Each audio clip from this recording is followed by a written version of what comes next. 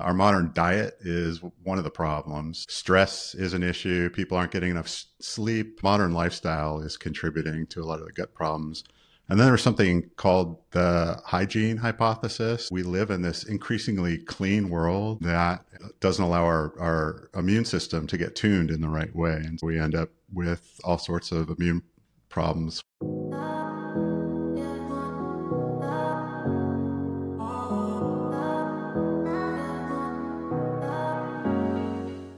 Welcome to Hack to Health, where we share hacks to help you live younger, longer. I'm Joe Steele, and today we're tackling gut issues that drain your energy, cause bloating, and mess with your mood with Dr. Jeff Taekman, an integrative medicine physician and Health Hippie MD founder who's pioneered gut health and innovative tools from his days leading tech-driven medical simulations at Duke University. If you're struggling with discomfort, leaky gut, or brain fog, if you're done with fad diets and supplements that don't work, your gut is the key to feeling your best, and approaches like smarter food choices and modern tools are changing how we fix it. Join us to explore what's holding your gut back, uncover practical solutions you can start today, and look ahead to a future free from gut discomfort. Gut health is obviously something that we all hear about. We're probably inundated with it a lot, people who are in this sort of health optimization world. But I guess a lot of people don't know why they should pay attention. Why are so many people, why do they have guts that are messed up these days? What's going on from a basic level? Our modern diet is one of the problems. Stress is an issue. People aren't getting enough sleep. Just modern lifestyle is contributing to a lot of the gut problems.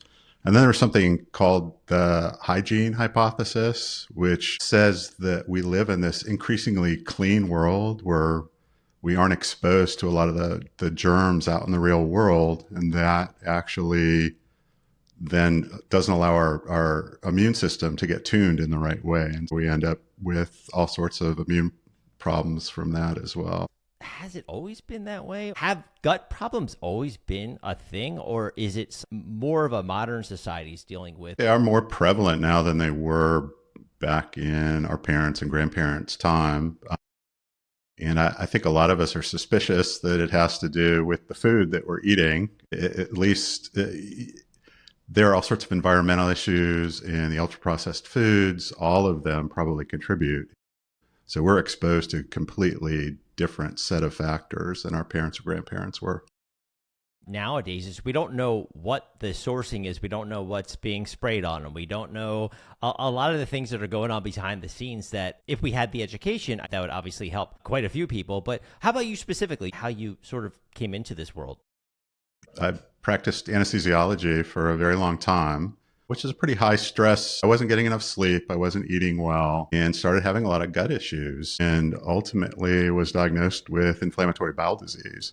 I had a GI bleed actually that led them to make the diagnosis. And I was treated very traditionally for quite a long time. Many people with inflammatory bowel disease go on drugs called immunomodulators, but didn't get better. And I came to a turning point where they wanted to escalate my drugs. And lo and behold, here was this whole area called the microbiome that was just coming onto the scene. I started reading every paper I could get my hands on about the microbiome and started noticing different foods would make how my gut felt different. I went to my gastroenterologist and said, hey, yogurt, specific brands of yogurt make my gut feel better. But the answer at that time was all patients have different sensitivities and they find different foods that help and hurt them. But I kept reading, and to make a long story short, eventually I modulated all sorts of things, not just my diet, but my stress level and sleep and everything else.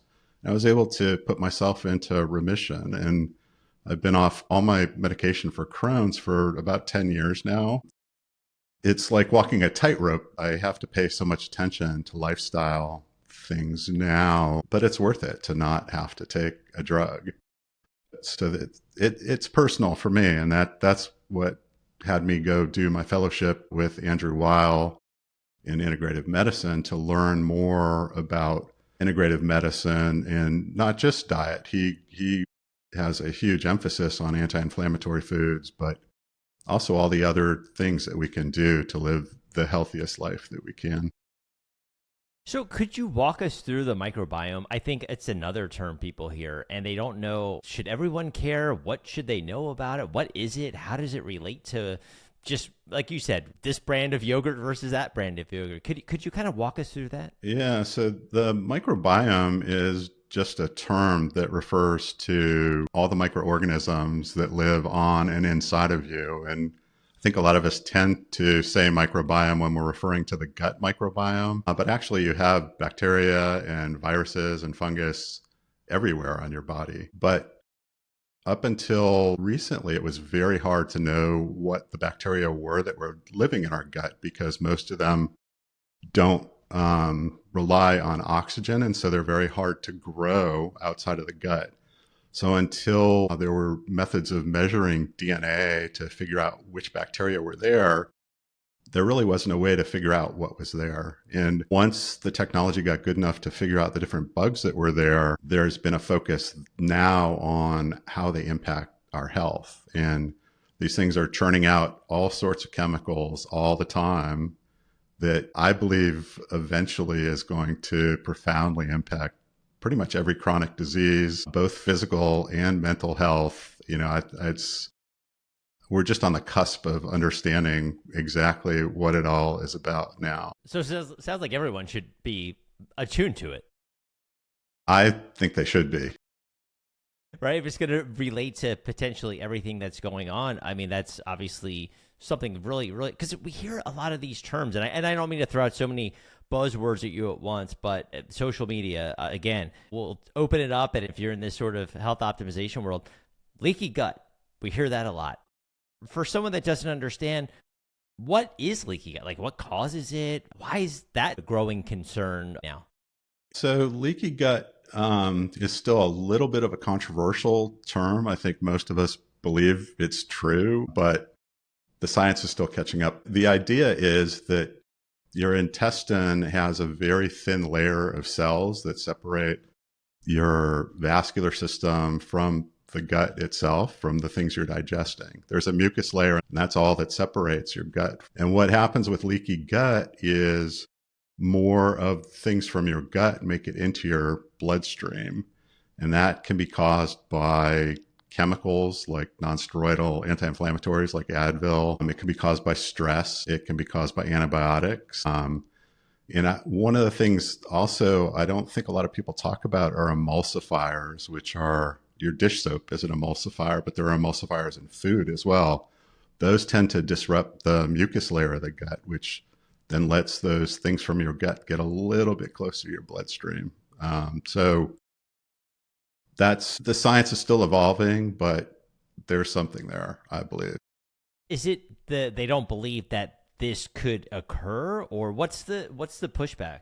There are junctions between the cells, and the theory is that those loosen up, and there are different chemicals that tighten or loosen those junctions. And so the exact effect that has on the body, I've heard pushback, but the science is evolving in that direction, that it's true phenomenon that we need to really pay attention to. The gut-brain axis. Another, we sort of, maybe it influences your mood, your mental clarity. Why would someone be concerned? Like, how does the gut-brain axis matter for like gut health in the sense of how do they connect?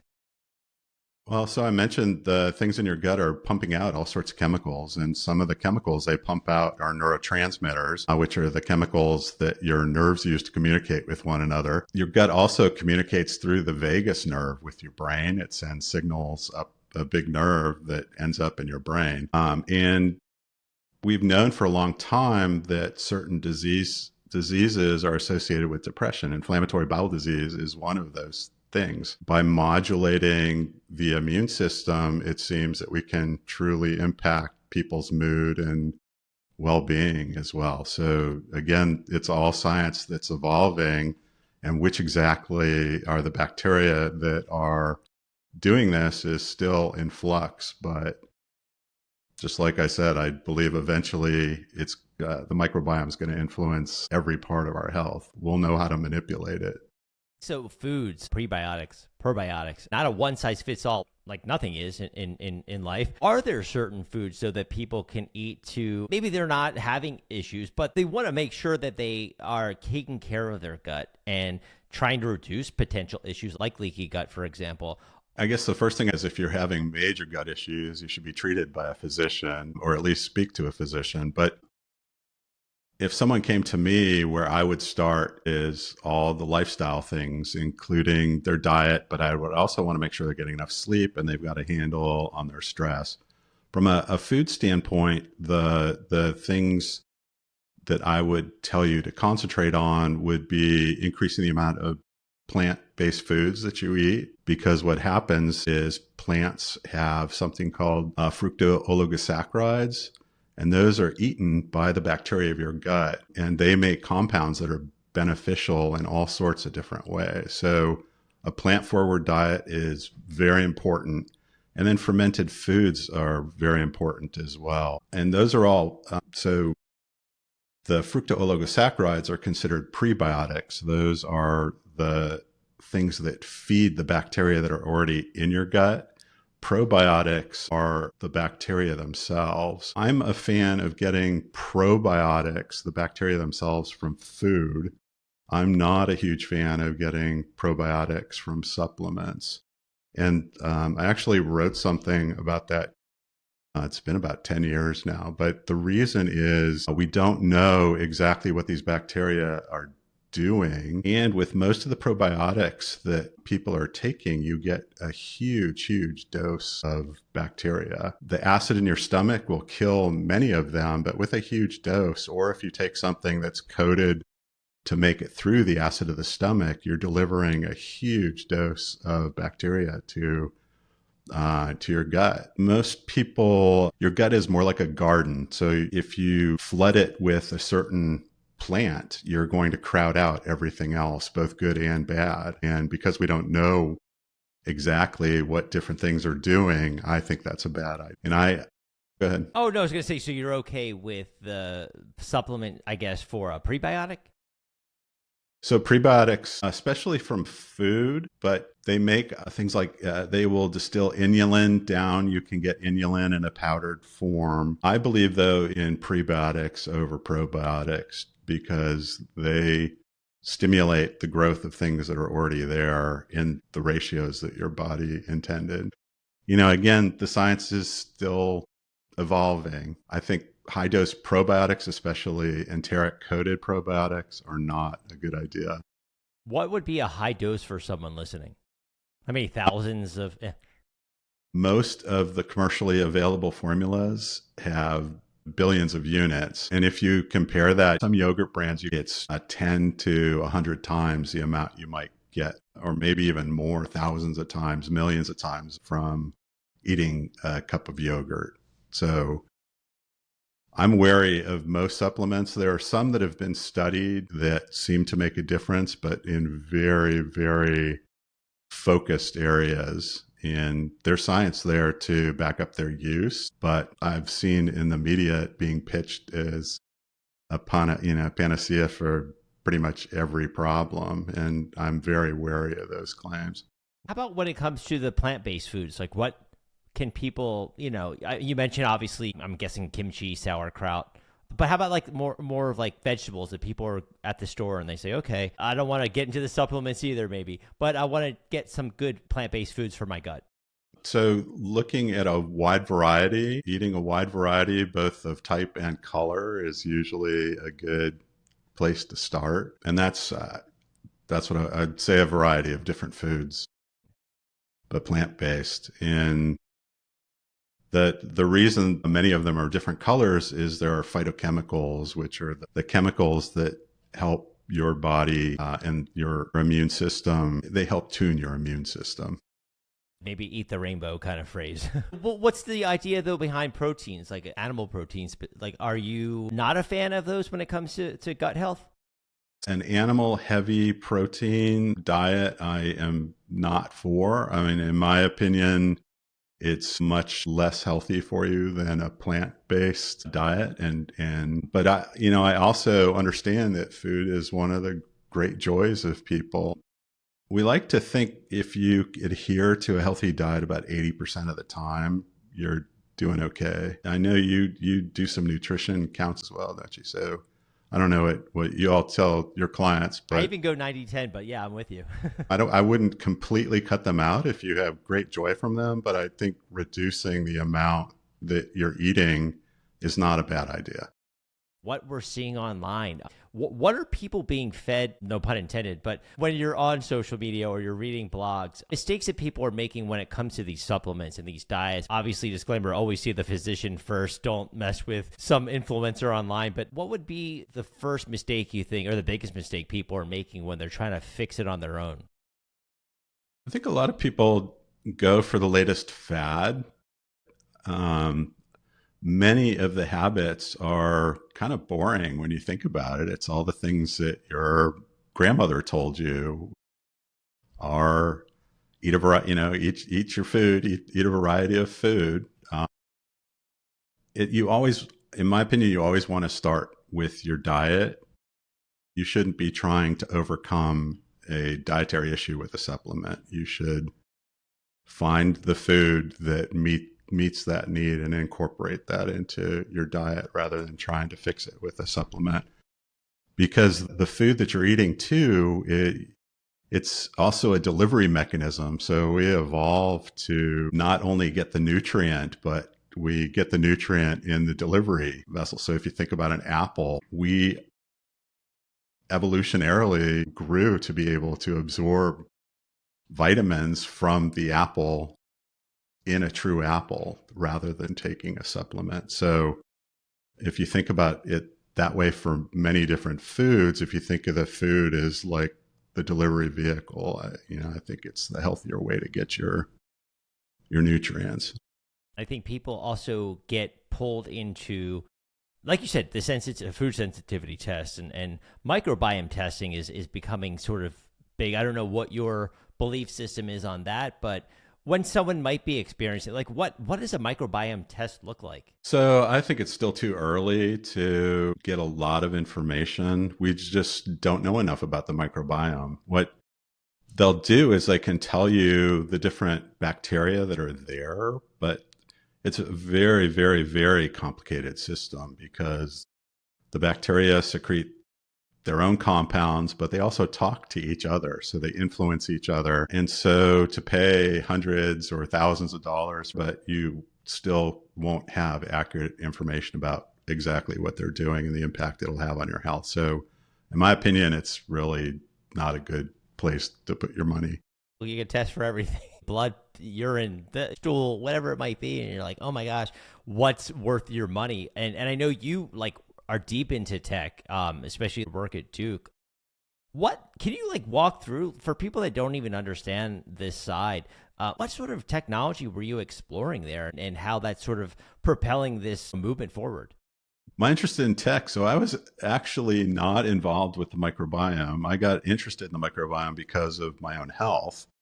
But the tech side of things, I've had a lifelong interest. So I ran a lab that actually did patient safety research and we incorporated tech. We actually had something similar to a flight simulator for healthcare workers where we would train people taking care of patients in complex environments. And towards the end of my time there, we started using video games to teach people as well. But over time, I was so involved in the lab there, I'd say my health started deteriorating and I became very interested of maintaining my health. And so became very interested and involved in the areas of the microbiome and other areas that could impact overall wellness.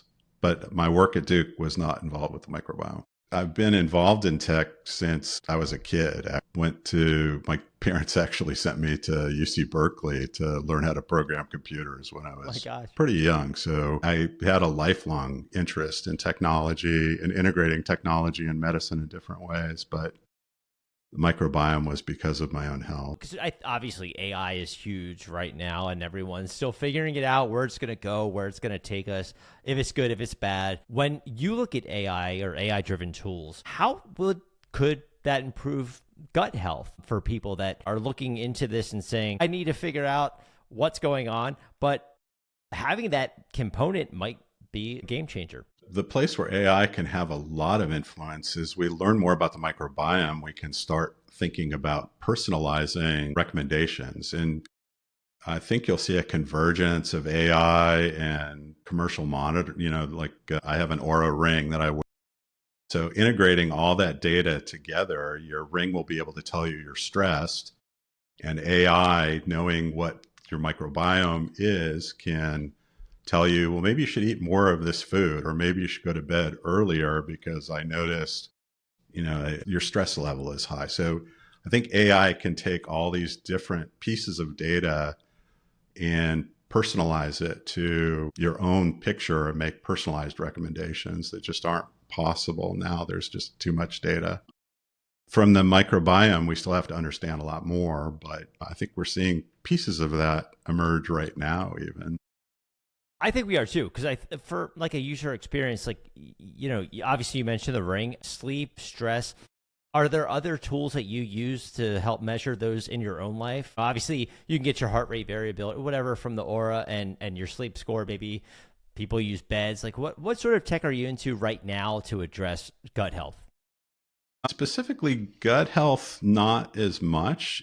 I've got a tool that maps someone's wellness onto 9 different dimensions. And one of those dimensions is physical. The reason I like the Aura ring is because it not only can tell me how I slept and stress level, but it also can tell me the quality of my meditation, which is also, I think, important as well. And then I have an Apple Watch that I use for mainly monitoring exercise. But those are the 2 major pieces of tech that I'm using. I've dabbled in continuous glucose monitors and things along those lines, but I don't use them regularly. Maybe a month or something you're wearing this thing on your arm, however long you do, but it's definitely not something you can take on and off when you go to sleep most of the time. When you look at AI, though, in the future and the advancement, like, what do you think in a perfect world, you're saying the microbiome would be fully understood by this system, and then these other pieces that, watch, ring, whatever it might be, will speak to that, maybe the bed you sleep in, whatever it might be, your watch, they'll all sort of speak together and give you like a personalized daily routine? I think that's where we're headed. And then you start thinking about technology. If you want to make a change there's this digital twin technology that's coming down the pike too, where you might have a virtual Joe's gut, and you could simulate what different dietary changes that you made might impact your microbiome. But at this point, we just don't know enough. What do you think it is in terms of getting over that hurdle? Or is it time? Is it money? Is it more studies needed to understand the microbiome on the level that you would like it to be at? It's incredibly complex, and the number of papers and the amount of research has exploded over the last couple decades, but we're still in the infancy. And the amount of information is astounding. We haven't had the tools to be able to analyze that until recently. So I still think we're a ways away from understanding enough to have a daily impact on our lives, but it's coming for sure. I'm with you. And how about like going the other way, where people who are chasing all the trends and they don't know what's real, what's not?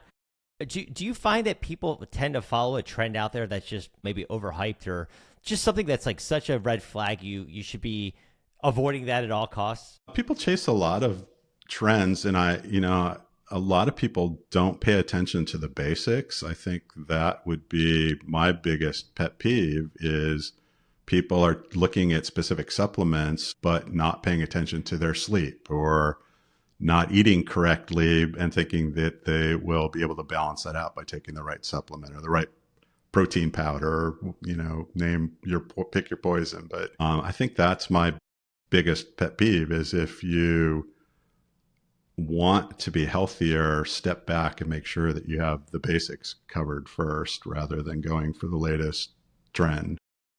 If they're just getting started and they're like, I'm listening to him talk and this sounds like I can maintain that, I can eat these vegetables and go more plant-based, what would be like the first couple steps you would take for someone? Maybe they're having some minor discomfort, obviously seeing a physician, but how would you get someone started? If you're having gut problems, then my first step would be talking to your primary care physician to see if they had any recommendations. Many times issues with the gut are food related. And the way to figure that out is through elimination diets. There's like low FOD diets and things along those lines. But those are meant to be diagnostic tools. They aren't meant to become your permanent diet. And people often are on those for much longer, using them in ways that they weren't developed to be used. So eliminating all the foods and adding them back is a way to figure out what might be causing the issues with your gut. But again, that should be guided by someone who understands what they're doing. I don't think it's a great idea to be doing that on your own. When it comes to like gluten, it's hard to find studies saying gluten's really good for you. You should have a lot of gluten in your life, but you can find a lot of people that say, I feel so much better without it. What's your thoughts on gluten? Is it okay, tolerable for some people if you can tolerate it? I think eating from a wide variety of food is always better than eliminating some, but there are people that truly have gluten allergies where they do have to avoid it. Most people with gluten sensitivity, I have friends that avoid it, and they say exactly what you say. They feel better without it. As long as you're sure you're getting the fiber and other things, the proper nutrients that you need, and you feel better, whether that's physiologic or it's psychological, as long as you're getting the proper nutrients. But I think what happens is people avoid very large swaths of food, and as a result, they miss out on some of the important things like fiber. If you're avoiding gluten, you're avoiding many whole grains. And then the question becomes, are you getting enough fiber and are you getting enough prebiotics in your diet to nurture your gut health? How much do you think plays into mindset? I think people hear this a lot. They hear gut health. They hear all these terms being thrown out, microbiome. What do you think in terms of a mindset shift people need to take to start paying attention? Most people say, oh, I need to do cardio because it's going to help my heart. I need to do this because it's going to help that. But you don't hear a lot of people talk, I need to take care of my gut. Do you think there's a sort of mindset shift that needs to happen for people to make it a priority? Actually, exercise influences your gut health. So what happens is you exercise, and some of the chemicals as you exercise cross back into the gut and nurture the healthy bacteria of your gut. So your whole body is connected, and that's why I developed that 9-dimension tool, because how well you feel doesn't just have to do with your physical health. It's also your emotional health and whether you feel purpose in what you're doing. And there are all these different dimensions. And unless you have kind of a holistic picture, you could work as hard as you want on the physical dimension and you still may not feel great because you've let some other area of wellness lag behind.